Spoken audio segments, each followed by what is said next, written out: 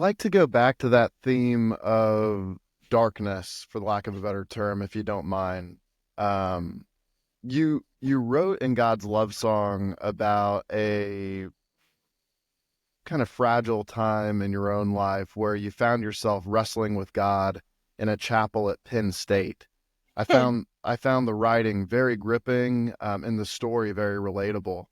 What was going on at that time in your life, and what did the priest in that church say to you? Well, if you think of your spiritual life as like rungs on a ladder or something, that was kind of my trying to climb out of some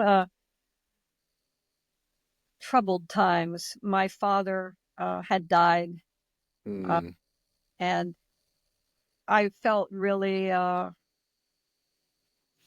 There was a prayer group at Penn State called Bread of Life, and I was walking back from a class one evening, and I saw these people. There was about 40 or 50 college students in there, a couple of Benedictine monks, and they were singing, and they all looked happy. And I stopped and I looked in the window and I just watched them, and I knew I didn't have whatever they had. I didn't have inside me, and I got angry. I used to go to church a lot in my town in Berwick. Usually when there was no mass or priest or anybody, I'd go in and just kind of walk around the church and pray as you would as a young, person or something. I didn't really kneel down a lot and pray formal prayers. I was just always kind of wondering, looking at the statues. And so when I saw that, it was so poignant that they were happy and I was unhappy. I was pretty much alone at Penn State. Like I said, my father died. My mother was in a vulnerable position. We were going to lose the house again. Uh, I didn't have money. It was awful.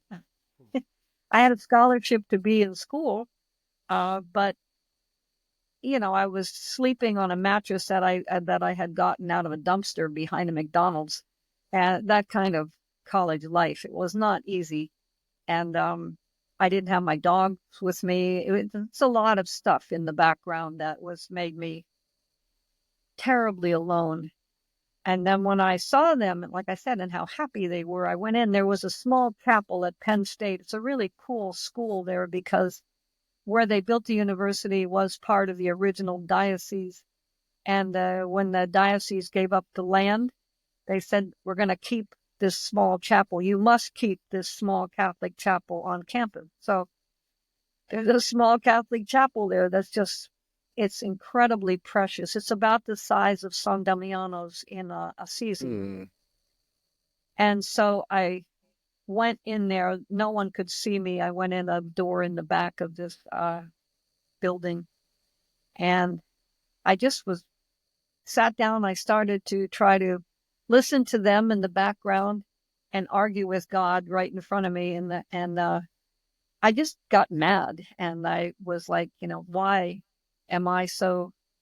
Why do you keep me so alone? Why am I so unhappy? Why did they have what they have? And I threw a couple of the missiles on the floor, and I went up to the tabernacle. I didn't hurt it, but I put my hands on the altar. I was basically arguing with the tabernacle, if you want to think of it that way.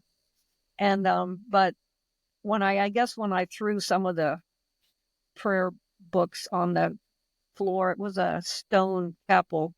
It made enough noise that somebody heard it, and they told Father Leopold, is the priest who came in. He became the archabbot at the Trobe Arch Abbey, and he became my spiritual director. And I didn't know he was there.